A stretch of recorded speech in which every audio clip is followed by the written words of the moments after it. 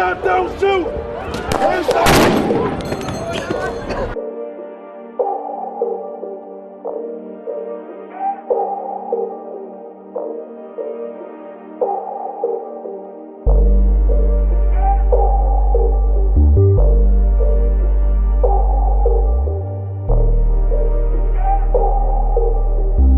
To deploy the National Guard in sufficient numbers that we dominate the streets.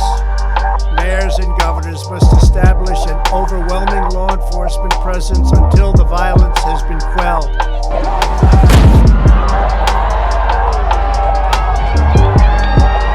Explosive confrontation with Black Lives Matter protesters on the 101 freeway. Hundreds of people angry over the death of George Floyd marching onto the road. They are on the freeway, on the freeway. One protester even getting on a patrol car and was rushed to a local hospital after falling off. At least 2 CHP patrol units were damaged in the chaos. Riot gear and started firing tear gas and flashbangs, which you can hear going off right. Down towards the cenotaph. You can see one of the officers off his horse. I don't know if he's been injured because I can't see that from this point of view. Now the protesters right at the front. If a city or state refuses to take the actions that are necessary to defend the life and property of their residents, then I will deploy the United States military and quickly solve the problem for them. Very unpeaceful right now, but we're still choosing to be peaceful.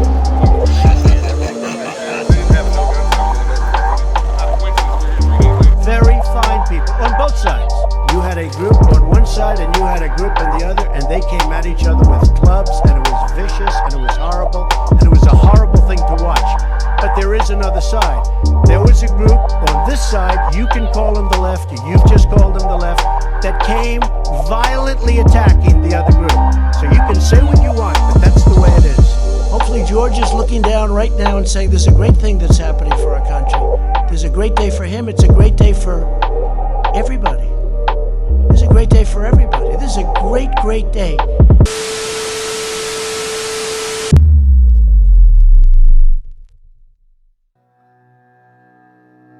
The United States of America today stand as divided as ever. The entire population is torn into two sides.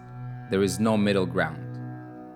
But regardless of what you want to call it, you are either left-wing or right-wing, Democrat or Republican, believe in Black Lives Matter or believe all lives matter, pro-Trump or against him, liberal or conservative. Regardless of the side you chose to be on, you are missing the point.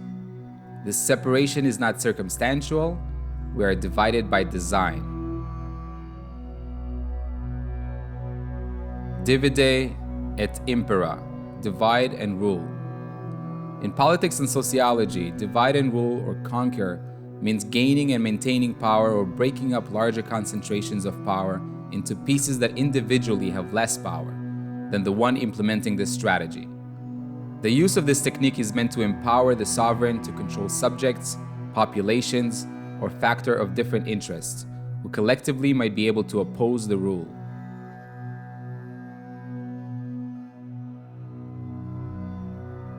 Niccolò Machiavelli, 1469-1527, an Italian diplomat, philosopher, and writer often referred to as the father of modern politics. In his book, The Art of War, he identifies a similar application to military strategy. A captain should endeavor with every art to divide the forces of the enemy, by either making him suspicious of his men in whom he trusted, or by giving him cause that he has to separate his forces, and, because of this, become weaker. This strategy was used and proven extremely effective by not only the great emperors like Julius Caesar and Napoleon, who applied this tactic to gain power and extend their empires, but in more recent history, and to this day, political parties apply this very strategy for political and economic gain. November 9th, 1938, Germany. The Night of the Broken Glass. Kristallnacht. Anti-Semitic rioters terrorized Jews throughout Germany and its territories. They vandalized homes, businesses, attacked and harassed Jewish people, and destroyed their places of worship. Kristallnacht offered a terrifying vision of what was to come, the annihilation of 6 million European Jews.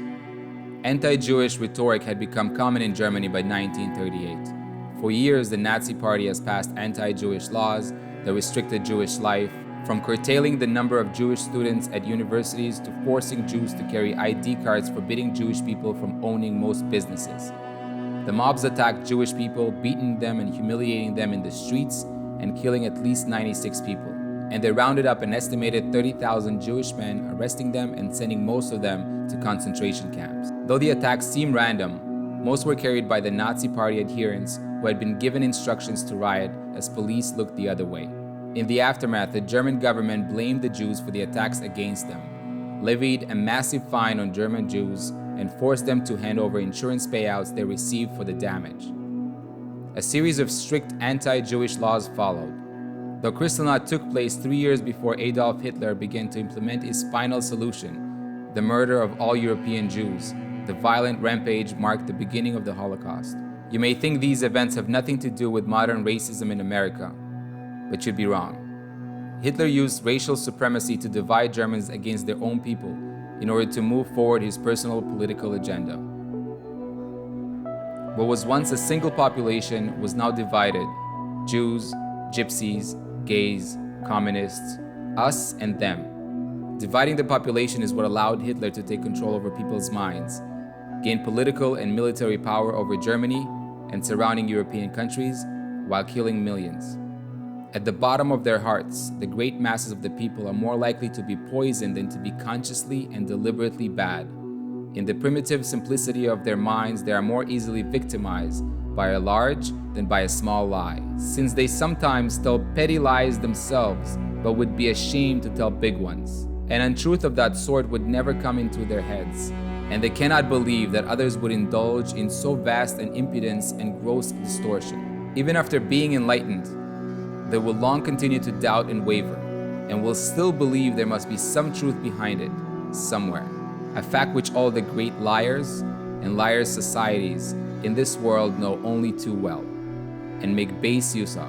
Adolf Hitler, 𝐬𝐴𝐾 𝐿. To paraphrase Hitler from his book 𝐬𝐴𝐾 𝐿, the bigger the lie, the more people will believe it. And even after realizing they've been lied to, a part of them will still believe that there must be some truth behind the lie. Mental confusion, indecisiveness, panic, Hitler once said, these are our weapons. Perhaps one of the best examples of the divide and conquer tactic in recent history could be attributed to Joseph Stalin, a Soviet revolutionary who ruled the Soviet Union for over 2 decades. Using the divide and conquer method, Stalin rose to power as General Secretary of the Communist Party and became a Soviet dictator after the death of his predecessor, Vladimir Lenin. Stalin implemented and used national delimitation, the process of creating well-defined national territorial units from the ethnic diversity of the Union of the Soviet Socialist Republics, the USSR, and its subregions to gain further control over the vast population of the USSR. To achieve it, Stalin used mass murder, imprisonment, and deportation of various ethnic groups and nationalities. This tactic was similarly used by political powers and leaders all over the world. Africa. The divide and conquer strategy was used by foreign countries in parts of Africa during the colonial and post-colonial period. Germany and Belgium ruled Rwanda and Burundi in a colonial capacity. Germany used the strategy of divide and conquer by ruling through the already dominant Tutsi minority. When Belgium took over the colonial rule in 1916, the Tutsi and Hutu group divide was further strengthened by turning it into a racial instead of occupational divide. Belgium defined Tutsi as anyone with more than 10 cows or a long nose, while Hutu meant someone with fewer than 10 cows and a broad nose. The socio-economic divide between Tutsis and Hutus continued after independence and was a major factor in the Rwanda genocide. Asia. The strategy of divide and rule was empowered by most imperial powers in the Indian subcontinent. The British and French backed various Indian states in conflicts between each other, both as a means of undermining each other's influence and consolidating their authority. Further, it is argued that the British used the strategy to destroy the harmony between various religions and use it for their benefit. Up to 1857, there were no communal problems in India, All communal riots and animosity began after 1857. No doubt, even before 1857, there were differences between Hindus and Muslims. The Hindus going to temples and the Muslims going to mosques, but there was no animosity. In fact, the Hindus and Muslims used to help each other. Hindus used to practice in Eid celebrations and Muslim in Holi and Diwali. In 1857, the Great Mutiny broke out, in which the Hindus and Muslims jointly fought against the British. This shocked the British government so much that after suppressing the mutiny, they decided to start the policy of divide and rule. All communal riots began after 1857.